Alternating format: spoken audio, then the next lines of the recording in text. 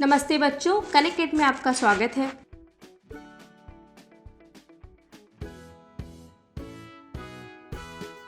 बच्चों, आज हम ध्वनि पाठ पढ़ेंगे।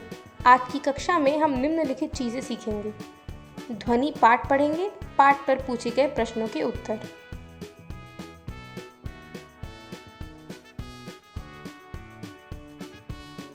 हम प्रतिदिन विभिन्न स्रोतों जैसे मानवों, पक्षियों, घंटियों, मशीनों, वाहनों, टेलीविजन, रेडियो आदि की ध्वनि सुनते हैं। ध्वनि ऊर्जा का एक रूप है जो हमारे कानों में श्रवण का संवेदन उत्पन्न करती है। ऊर्जा के अन्य रूप भी हैं जैसे यांत्रिक ऊर्जा, प्रकाश ऊर्जा आदि। पिछले अध्यायों में आप यांत्रिक ऊर्जा का अध्ययन कर चुके हैं। आपको ऊर्जा संरक्षण के बारे में ज्ञात है। इसके अनुसार आप ऊर्जा को न तो उत्पन्न कर सकते हैं, ना ही उसका विनाश कर सकते हैं। आप इसे केवल एक से दूसरे रूप में रूपांतरित कर सकते हैं। जब आप ताली बजाते हैं तो ध्वनि उत्पन्न होती है। क्या आप अपनी ऊर्जा का उपयोग किए बिना ध्वनि उत्पन्न कर सकते हैं? ध्वनि उत्पन्न करने के लिए आपने ऊर्जा के किस रूप का प्रयोग किया?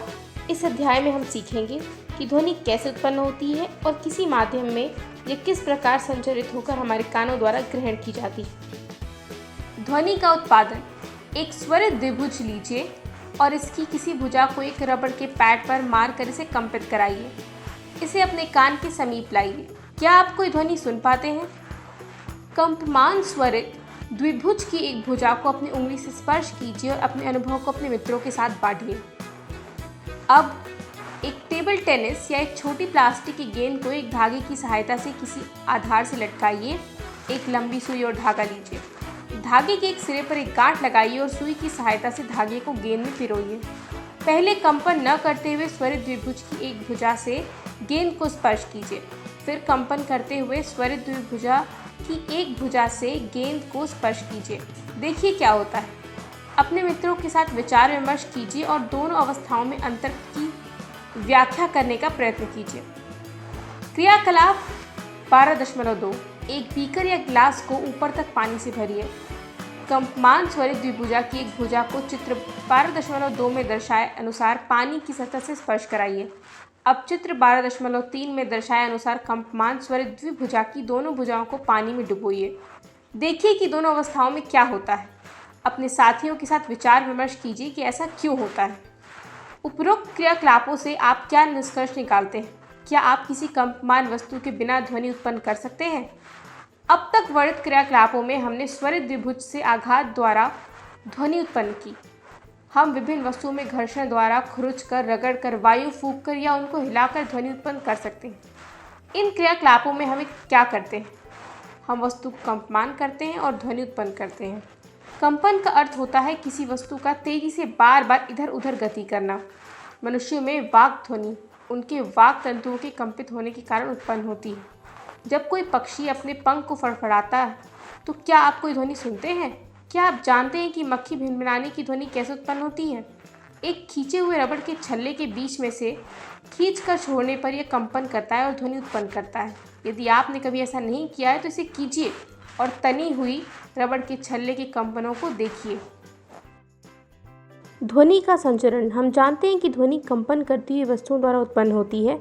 द्रव्य या पदार्थ जिससे होकर ध्वनि संचरित होती है माध्यम कहलाता है। यह ठोस, द्रव्य या गैस हो सकता है।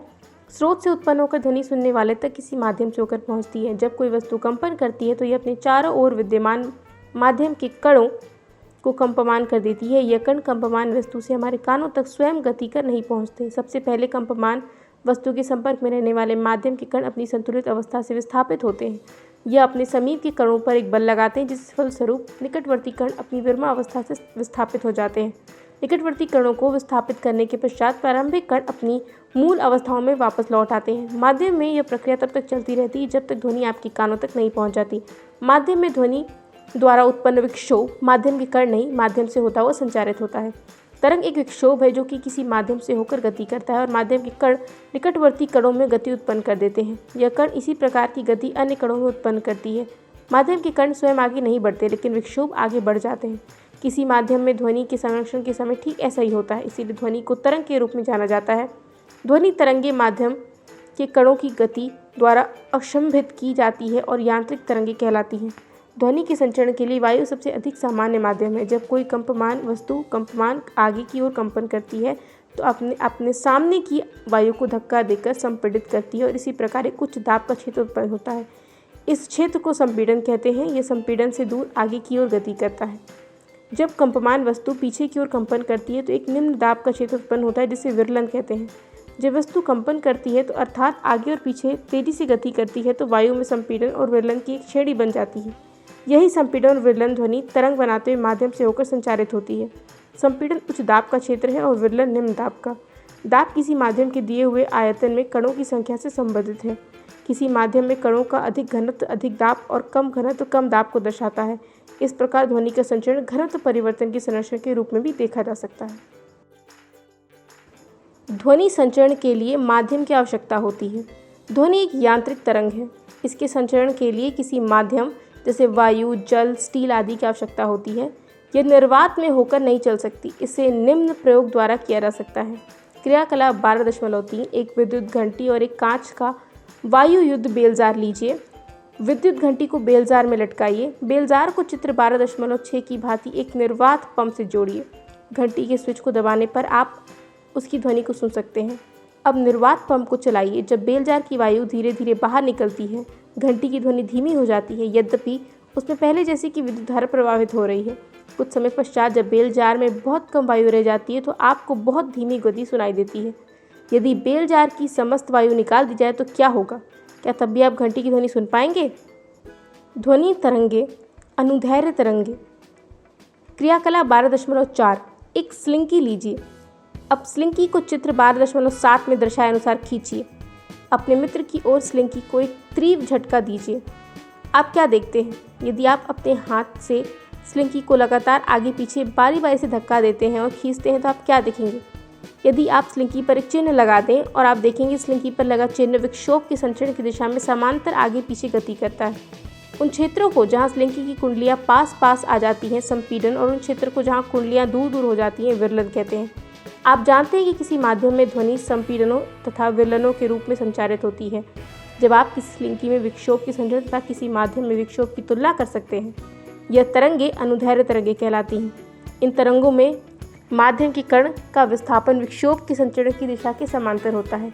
कण एक स्थान से दूसरे स्थान तक गति नहीं करते लेकिन अपनी विराम अवस्था से आगे पीछे दोलन करते हैं। ठीक इसी प्रकार ध्वनि तरंगे संचारित होती हैं। अतएव ध्वनि तरंगे अनुदैर्घ्य तरंगे हैं। यदि आप स्लिंकी में अपने हाथ में पकड़े सिरे को आगे पीछे धक्का न देकर दाएं बाएं हिलाएं, तब भी आपको स्लिंकी में तरंग उत्पन्न होती दिखाई देगी। इस तरंग में कण तरंग संचलन की दिशा में कंपन नहीं करते लेकिन तरंग के चलने की दिशा के लंबवत अपनी विराम अवस्था के ऊपर नीचे कंपन करते हैं। इस प्रकार की तरंग को अनुप्रस्थ तरंग कहते हैं। इस प्रकार अनुप्रस्थ तरंग वह तरंग है जिसमें माध्यम के कण अपनी माध्य स्थिति के तरंग के संचरण की दिशा में लंबवत गति करते हैं। किसी तालाब में पत्थर का टुकड़ा फेंकने पर जल की सतह पर दिखाई देने वाली तरंग अनुप्रस्थ तरंग का एक उदाहरण है। प्रकाश भी अनुप्रस्थ तरंग है, किंतु प्रकाश में दोलत माध्यम के कण या उनके दाब या घनत्व के नहीं होते। प्रकाश तरंगे यांत्रिक तरंगे नहीं हैं।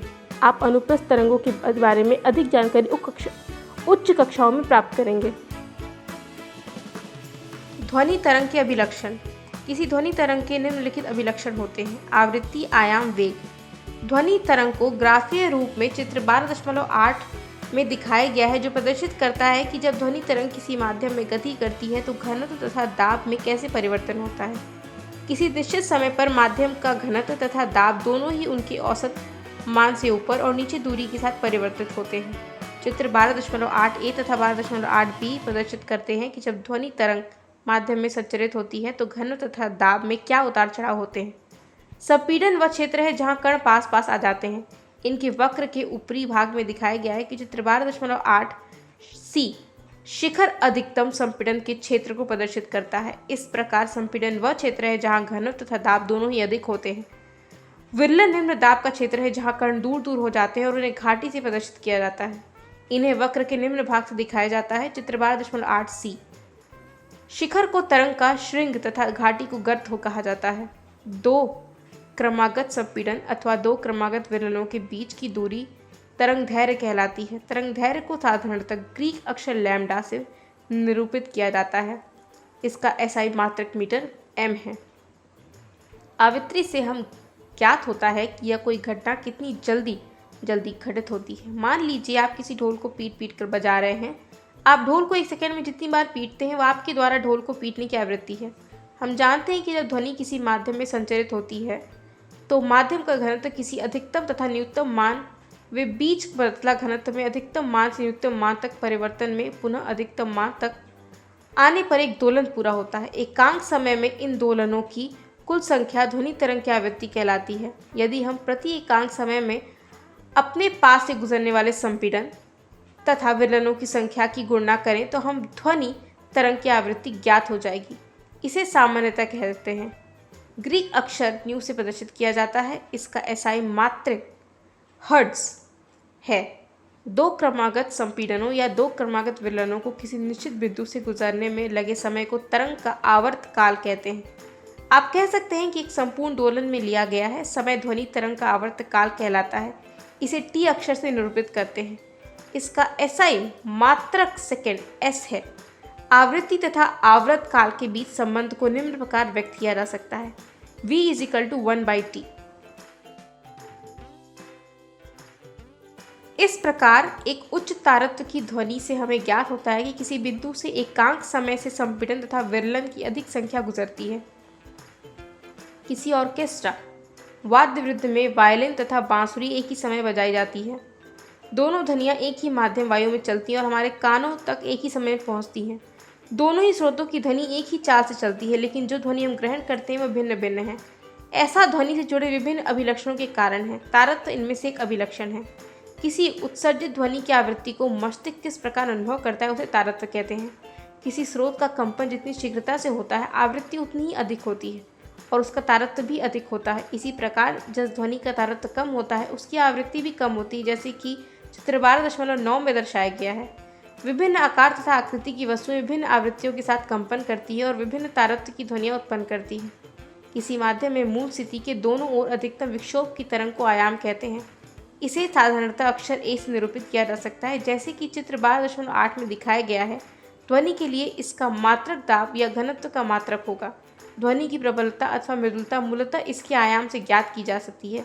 यदि हम किसी मेज पर धीरे धीरे से चोट मारें तो हमें एक मृदु ध्वनि सुनाई देगी, क्योंकि हम कम ऊर्जा की ध्वनि तरंग उत्पन्न करते हैं। यदि हम मेज पर जोर जोर से चोट मारें तो हमें प्रबल ध्वनि सुनाई देगी। क्या आप इसका कारण बता सकते हैं? उत्पादक स्रोत से निकलने के पश्चात ध्वनि तरंग फैल जाती है। स्रोत से दूर जाने पर इसका आयाम तथा प्रबलता दोनों ही कम हो जाते हैं। प्रबल ध्वनि अधिक दूरी तक चल सकती है क्योंकि यह अधिक ऊर्जा से संबंध है।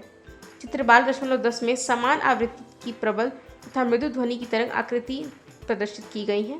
ध्वनि की गुणता टिम्ब्रे वह अभिलक्षण है जो हमें समान तारा तथा प्रबलता की 2 ध्वनियों में अंतर करने में सहायता करता है। एकल आवृत्ति की ध्वनि को टोन कहते हैं। अनेक आवृत्ति के मिश्रण से उत्पन्न ध्वनि का स्वर नोट कहते हैं और यह सुनने में सुखद होती है। शोर नॉइस कर्णप्रिय नहीं होता, जबकि संगीत सुनने में सुखद होता है। तरंग के किसी बिंदु जैसे एक संपीड़न या एक विरलन द्वारा एकांक समय में तय की गई दूरी तरंग वेग कहलाती है। हम जानते हैं वेग = दूरी बाई समय। किसी माध्यम के लिए समान भौतिक परिस्थितियों में ध्वनि का वेग सभी आवृत्तियों के लिए लगभग स्थिर होता है। किसी एकांक क्षेत्रफल में 1 सेकंड में गुजरने वाली ध्वनि ऊर्जा को ध्वनि की तीव्रता कहते हैं। यदि हम कभी कभी प्रबलता तथा तीव्रता शब्दों का पर्याय के रूप में उपयोग करते हैं, लेकिन इनका अर्थ एक नहीं है। प्रबलता ध्वनि के लिए कानों की संवेदनशीलता की माप है।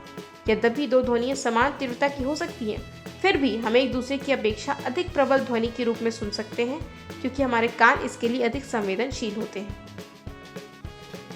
विभिन्न माध्यमों में ध्वनि की चाल। किसी माध्यम में ध्वनि एक निश्चित चाल से संचरित होती है। किसी पटाखे या तड़ित की गर्जन की ध्वनि प्रकाश की चमक दिखाई देने के लिए कुछ देर बाद सुनाई देती है। इसलिए हम ये निष्कर्ष निकाल सकते हैं कि ध्वनि की चाल प्रकाश की चाल से बहुत कम है। ध्वनि की चाल उस माध्यम के गुणों पर निर्भर करती है जिसमें ये संचरित होता है। आप इस संबंध को अपनी उच्च कक्षाओं से सीखेंगे। किसी माध्यम में ध्वनि की चाल माध्यम के ताप पर निर्भर करती है। जबकि हम ठोस से गैसीय अवस्था की ओर जाते हैं तो ध्वनि की चाल कम हो जाती है। किसी भी माध्यम में ताप बढ़ने पर ध्वनि की चाल भी बढ़ती है। उदाहरण के लिए वायु में ध्वनि की चाल 0 डिग्री पर 331 मीटर पर सेकेंड है तथा 22 डिग्री पर 344 मीटर पर सेकेंड। ध्वनि का परावर्तन। किसी ठोस या द्रव्य से टकराकर ध्वनि उसी प्रकार वापस लौटती है जैसे कोई रबड़ की गेंद किसी दीवार से टकराकर वापस आती है। प्रकाश की भांति ध्वनि भी किसी ठोस या द्रव की सतह से परावर्तित होती है तथा परावर्तन के उन्हीं नियमों का पालन करती है जिनका अध्ययन आप अपनी पिछली कक्षाओं में कर चुके हैं। परावर्तक सतह पर खींचे गए अविलंब तथा ध्वनि की आपतन होने की दिशा तथा परावर्तन होने की दिशा के बीच बने कोण आपस में बराबर होते हैं और ये तीनों दिशाएं एक ही ताल में होती हैं। ध्वनि तरंगों के परावर्तन के लिए बड़े आकार के अवरोधों की आवश्यकता होती है जो चाहे पॉलिश किए हुए हों या खुरदुरे। क्रियाकलाप 12.5 चित्र 12.11 की भांति 2 एक जैसे पाइप लीजिए। आप चार्ट पेपर की सहायता से ऐसे पाइप बना सकते हैं। पाइपों की लंबाई पर्याप्त होनी चाहिए, चार्ट पेपर की लंबाई के बराबर। प्रतिध्वनि किसी उचित परावर्तक वस्तु जैसे किसी इमारत अथवा पहाड़ के निकट यदि आप जोर से चिल्लाएं या ताली बजाएं तो आपको कुछ समय पश्चात वही ध्वनि फिर से सुनाई देती है। आपको सुनाई देने वाली इस ध्वनि को प्रतिध्वनि कहते हैं। हमारे मस्तिष्क में ध्वनि की संवेदना लगभग 0.15 तक बनी रहती है। स्पष्ट प्रतिध्वनि सुनने के लिए मूल ध्वनि तथा परावर्तित ध्वनि के बीच कम से कम 0.1 सेकेंड का अंतराल अवश्य होना चाहिए। यदि हम किसी दिए हुए ताप जैसे 22 डिग्री सेंटीग्रेड पर ध्वनि की चाल 344 मीटर पर सेकेंड मान लें तो ध्वनि को अवरोधक तक जाने तथा परावर्तन के पश्चात वापस श्रोता तक 0.1 सेकेंड के पश्चात पहुंचना चाहिए। अतः श्रोता से परावर्तक सतह तक जाने तथा वापस आने में ध्वनि द्वारा तय की गई कुल दूरी कम से कम 344 मीटर पर सेकेंड गुणे 0.1 सेकेंड = 34.4 मीटर होनी चाहिए। अतः स्पष्ट प्रतिध्वनि सुनने के लिए अवरोधक की ध्वनि स्रोत से न्यूनतम दूरी ध्वनि द्वारा तय की गई कुल दूरी की आध अर्थात 17.2 मीटर अवश्य होनी चाहिए। यह दूरी वायु के तोप के साथ बदल जाती है क्योंकि ताप के साथ ध्वनि के वेग में ही परिवर्तन होता है।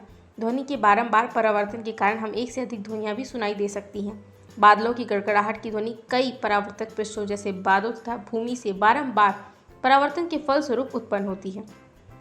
अनुरणन किसी बड़े हॉल में उत्पन्न होने वाली ध्वनि दीवारों से बारंबार परावर्तन के कारण काफ़ी समय तक बनी रहती है जब तक कि यह इतनी कम न हो जाए कि यह सुनाई न पड़े।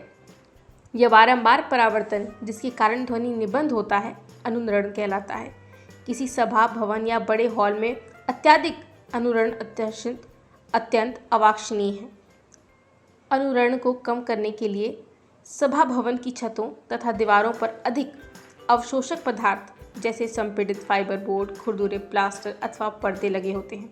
सीटों के पदार्थों का चुनाव इसकी ध्वनि अवशोषक गुणों के आधार पर किया जाता है। ध्वनि के बाहुल परावर्तन के उपयोग मेगाफोन या लाउडस्पीकर, हॉर्न, तूरे तथा शहनाई जैसे वाद्य यंत्र सभी इस प्रकार बनाए जाते हैं कि ध्वनि सभी दिशाओं में फैले बिना केवल एक विशेष दिशा में ही जाती है, जैसे कि चित्र 12.12 में दर्शाया गया है। मेगाफोन, हॉर्न इन यंत्रों में एक नली के आगे का खुला भाग शंक्वाकार होता है। यह स्रोत से उत्पन्न होने वाली ध्वनि तरंगों को बार बार परावर्तित करके श्रोताओं की ओर आगे की दिशा में भेज देता है।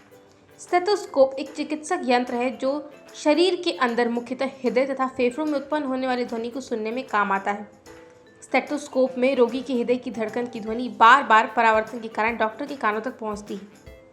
कंसर्ट हॉल, सम्मेलन कक्षाओं तथा सिनेमा हॉल की छतों वृत्ताकार बनाई जाती है जिससे कि परावर्तन के पश्चात ध्वनि हॉल में के सभी भागों पर पहुंच जाए, जैसे कि चित्र 12.14 में दर्शाया गया है। कभी कभी वृत्ताकार ध्वनि पट्टों के मंच के पीछे रखा जाता है जिससे ध्वनि पट से परावर्तन के पश्चात समान रूप से पूरे हॉल में फैल जाए। श्रव्यता का परिसर हम सभी आवृत्ति की ध्वनियों को नहीं सुन सकते। मनुष्यों में ध्वनि की श्रव्यता का परिसर लगभग 20 हर्ट्ज से 20,000 हर्ट्ज तक होता है। 5 वर्ष से कम आयु के बच्चे तथा कुछ जंतु जैसे कुत्ते 25 किलोहर्ट्ज तक की ध्वनि सुन सकते हैं। ज्यों ज्यों व्यक्ति की आयु बढ़ती जाती है उसके कान उच्च आवृत्तियों के लिए कम सुग्राही होते जाते हैं। 20 हर्ट्ज से कम आवृत्ति की ध्वनि को अवश्रव ध्वनि कहते हैं। यदि हम अवश्रव ध्वनि को सुन पाते हैं तो हम किसी लोलक की कंपनी को उसी प्रकार सुन पाते हैं जैसे कि हम किसी मक्खी पंखों की कंपनों को सुन पाते हैं। राइनोसेरोस गेंडा 5 हर्ट्ज तक की आवृत्ति की अवश्रव ध्वनि का उपयोग करके संपर्क स्थापित करता है। व्हेल तथा हाथी अवश्रव्य ध्वनि परिसर की ध्वनियाँ उत्पन्न करते हैं। यह देखा जाता है कि कुछ जंतु भूकंप से पहले परेशान हो जाते हैं। भूकंप मुख्यतः प्रघाती तरंगों से पहले निम्न आवृत्ति की अवश्रव्य ध्वनि उत्पन्न करता है जो संभवतः जंतुओं को सावधान कर देती है। 20 किलोहर्ट्ज से अधिक आवृत्ति की ध्वनियों को पराश्रव्य ध्वनि या पराध्वनि कहते हैं। डॉल्फिन, चमगादड़ और पोर्पोइज जैसे ध्वनि परावधि उत्पन्न करते हैं। कुछ प्रजाति के शलभ मॉथ्स के श्रवण यंत्र अत्यंत सुग्राही होते हैं। ये शलभ चमगादड़ों द्वारा उत्पन्न उच्च आवृत्ति की चींची की ध्वनि को सुन सकते हैं। उन्हें अपने आसपास उड़ते हुए चमगादड़ों के बारे में जानकारी मिल जाती है और इस प्रकार स्वयं को पकड़े जाने से बचा पाते हैं। चूहे भी पराध्वनि उत्पन्न करके कुछ खेल खेलते हैं। पराध्वनि के अनुप्रयोग। पराध्वनियों उच्च आवृत्ति की तरंगें हैं। पराध्वनियाँ अवरोधों की उपस्थिति में भी एक निश्चित पथ पर गमन कर सकती हैं। उद्योगों तथा चिकित्सा के क्षेत्र में पराध्वनि का विस्तृत रूप से उपयोग किया जा सकता है या किया जाता है। पराध्वनि प्रायः उन भागों को साफ करने में उपयोग की जाती है जिन तक पहुंचना कठिन होता है, जैसे सर्पिलाकार नली, विषम आकार के पुर्जे, इलेक्ट्रॉनिक अवयव आदि। इन वस्तुओं को साफ करना होता है। उन्हें साफ करने के लिए मार्जिन विलयन में रखते हैं। इस विलयन में पराध्वनि तरंगें भेजी जाती हैं। उच्च आवृत्ति के कारण धूल, चिकनाई तथा गंदगी कण कण होकर नीचे गिर जाती है। इस प्रकार पूर्णतः साफ हो जाती है। पराध्वनि का उपयोग धातु के ब्लॉक, पिंडों में दरार तथा अन्य दोषों का पता लगाने के लिए किया जा सकता है। धात्विक घटकों को प्रायः बड़े बड़े भवनों, पुल, मशीनों तथा वैज्ञानिक उपकरणों को बनाने में उपयोग में लाया जाता है। धातु के ब्लॉकों में विद्यमान दरार या छिद्र जो बाहर से दिखाई नहीं देते, भवन या पुल की संरचना की मजबूती को कम कर देते हैं। पराध्वनि तरंगें धातु के ब्लॉक से गुजारी प्रेषित की जाती हैं और प्रेषित तरंगों का उपयोग पता लगाने के लिए संसूचकों का उपयोग किया जाता है। यदि थोड़ा सा भी दोष होता है तो पराध्वनि तरंगें परावर्तित हो जाती हैं और दोष की उपस्थिति को दर्शाती हैं। साधारण ध्वनि जिसकी तरंग दैर्घ्य अधिक होती है, दोषयुक्त स्थान के कोणों से मुड़कर संसूचक तक पहुंच जाती है। इसीलिए इस ध्वनि का उपयोग इस कार्य के लिए नहीं किया जा सकता। पराध्वनि तरंगों को हृदय के विभिन्न भागों से परावर्तित कराकर हृदय का प्रतिबिंब बनाया जाता है। इस तकनीक को इकोकार्डियोग्राफी (ईसीजी) कहते हैं। पराध्वनि संसूचक एक ऐसा यंत्र है जो पराध्वनि तरंग का उपयोग करके मानव शरीर की आंतरिक अंगों का प्रतिबिंब प्राप्त करने के लिए काम में लाया जाता है। इस संसूचक से रोगी के अंगों जैसे यकृत, पित्ताशय, गर्भाशय, गुर्दे आदि का प्रतिबिंब प्राप्त किया जा सकता है। यह संसूचक को शरीर की असामान्यताएं जैसे पित्ताशय तथा गुर्दे में पथरी तथा विभिन्न अंगों में अबुद्ध ट्यूमर का पता लगाने में सहायता करते हैं। इस तकनीक में पराध्वनि तरंगें शरीर के ऊतकों में गमन करती हैं तथा उस स्थान से परावर्तित हो जाती हैं जहां ऊतक के घनत्व में परिवर्तन होता है। इसके पश्चात इन तरंगों को विद्युत संकेतों में परिवर्तित किया जा सकता है जिससे कि उस अंग का प्रतिबिंब बना लिया जाए। इन प्रतिबिंबों को मॉनिटर पर प्रदर्शित किया जाता है या फिल्म पर मुद्रित कर लिया जाता है। इस तकनीक को अल्ट्रासोनोग्राफी कहते हैं। अल्ट्रासोनोग्राफी का उपयोग गर्भकाल में भ्रूण की जांच तथा उसकी जन्मजात दोषों तथा उसकी वृद्धि की अनियमितताओं का पता लगाने में किया जाता है। पराध्वनि का उपयोग गुर्दे की छोटी पथरी को बारीक कणों में तोड़ने के लिए भी किया जाता है या कण बाद में मूत्र के साथ बाहर निकाल लिए जाते हैं। सोनार। सोनार शब्द साउंड नेविगेशन एंड रेंजिंग से बना है। सोनार एक ऐसी युक्ति है जिसमें जल में स्थित पिंडों की दूरी, दिशा तथा चाल मापने के लिए पराध्वनि तरंगों का उपयोग किया जाता है। सोनार कैसे कार्य करता है? सोनार में एक प्रेषित तथा एक संसूचक होता है। इसे किसी नाव या जहाज में चित्र 12.17 की भांति लगाया जाता है। प्रेषित पराध्वनि तरंगें उत्पन्न तथा प्रेषित करता है। यह तरंगें जल में चलती हैं तथा समुद्र तल में पिंड से टकराने के पश्चात परावर्तित होकर संसूचक द्वारा ग्रहण कर ली जाती हैं। संसूचक पराध्वनि तरंगों को विद्युत संकेतों में बदल देता है जिसकी उचित रूप से व्याख्या कर ली जाती है। जल में ध्वनि की चाल तथा पराध्वनि के प्रेषक तथा अभिग्रहण के समय अंतराल को ज्ञात करके उस पिंड की दूरी की गणना की जा सकती है जिससे ध्वनि तरंग परावर्तित हुई है। मान लीजिए पराध्वनि संकेत के प्रेषण तथा अभिग्रहण का समय अंतराल में है तथा समुद्री जल में ध्वनि की चाल v है, तब सतह से पिंड की दूरी 2d होगी। 2d = v × t। उपरोक्त विधि को प्रतिध्वनिक परास कहते हैं। सोनार की तकनीक का उपयोग समुद्र की गहराई ज्ञात करने तथा जल के अंदर स्थित चट्टानों, घाटियों, पनडुब्बियों, हिमशैल, पलावी बर्फ, डूबे हुए जहाज आदि की जानकारी प्राप्त करने के लिए किया जाता है। जैसे कि पहले वर्णन किया गया है, चमगादड़ गहन अंधकार में अपने भोजन को खोजने के लिए उड़ते समय पराध्वनि तरंगें उत्सर्जित करता है तथा परावर्तन के पश्चात इनका संसूचन करता है।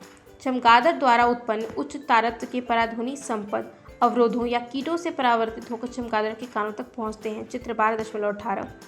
इन परावर्तित संपदों की प्रकृति से चमगादड़ को पता चलता है कि अवरोध या कीट कहाँ पर है और यह किस प्रकार का है। पोर्पोइज मछलियाँ भी अंधेरे में संचालन व भोजन की खोज में पराध्वनि का उपयोग करती हैं। मानव कर्ण की संरचना। हम कैसे सुनते हैं? हम एक अति संवेदी युक्ति जैसे कर्ण कहते हैं की सहायता से सुन पाते हैं। यह श्रवणीय आवृत्तियों द्वारा वायु में होने वाले दाब परिवर्तनों को विद्युत संकेतों में बदलता है, जो श्रवण तंत्रिका से होते हुए मस्तिष्क तक पहुंचते हैं। मानव के कान द्वारा सुनने की प्रक्रिया के पक्ष के बारे में हम यहाँ चर्चा करेंगे। बाहरी कान कर्णपल्लव कहलाता है। यह परिवेश से ध्वनि को एकत्रित करता है। एकत्रित ध्वनि श्रवण नलिका से गुजरती है। श्रवण नलिका के सिरे पर एक पतली झिल्ली होती है जिसे कर्णपटह या कर्णपटह झिल्ली कहते हैं। जब माध्यम के संपीड़न कर्णपटह तक पहुंचते हैं तो झिल्ली के बाहर की ओर लगने वाला दाब बढ़ जाता है और यह कर्णपटह को अंदर की ओर दबाता है। इसी प्रकार विरलन के पहुंचने पर कर्णपटह बाहर की ओर गति करता है। इस प्रकार कर्णपटह कंपन करता है। मध्य कर्ण में विद्यमान 3 हड्डियां मुग्धरक, निहाई तथा वल्यक स्त्रप इन कंपनों की कई गुना बढ़ा देते हैं। मध्य कर्ण ध्वनि तरंगों से मिलने वाले इन दाब परिवर्तनों को आंतरिक कर्ण तथा संचरित कर देता है। आंतरिक कर्ण में कर्णवृत्त कॉक्लिया द्वारा दाब परिवर्तनों को विद्युत संकेतों में परिवर्तित कर दिया जाता है। इन विद्युत संकेतों को श्रवण तंत्रिका तथा मस्तिष्क द्वारा तक भेज दिया जाता है और मस्तिष्क इनकी ध्वनि के रूप में व्याख्या करता है।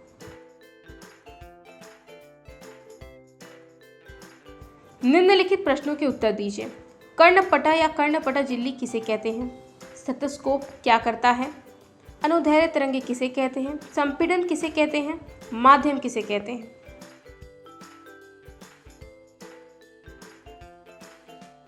ये है जवाब। श्रवण नलिका के सिरे पर एक पतली झिल्ली होती है जिसे कर्णपटह या कर्णपटह झिल्ली कहते हैं। स्टेथोस्कोप एक चिकित्सक यंत्र है जो शरीर के अंदर मुख्यतः हृदय तथा फेफड़ों में उत्पन्न होने वाली ध्वनि को सुनने में काम आता है। स्टेथोस्कोप में रोगी के हृदय की धड़कन की ध्वनि बार बार परावर्तन के कारण डॉक्टर के कानों तक पहुंचती है। किसी स्लिंकी में विक्षोभ के संचरण तथा किसी माध्यम में विक्षोभ की तुलना कर सकते हैं। यह तरंगें अनुदैर्ध्य तरंगें कहलाती हैं। ध्वनि के संचरण के लिए वायु सबसे अधिक सामान्य माध्यम है। जब कोई कंपमान वस्तु आगे की ओर कंपन करती है तो अपने सामने की वायु को धक्का देकर संपीड़न करती है। इस प्रकार एक उच्च दाब का क्षेत्र उत्पन्न होता है। इस क्षेत्र को संपीड़न कहते हैं। द्रव्य या पदार्थ जिससे होकर ध्वनि संचरित होती है माध्यम कहलाता है। तो बच्चों, ये था आज का पाठ। आशा करती हूँ आप सबको खूब आनंद आया होगा। आज की कक्षा यही समाप्त हुई। अगली कक्षा में मिलते हैं एक नए पाठ के साथ। धन्यवाद।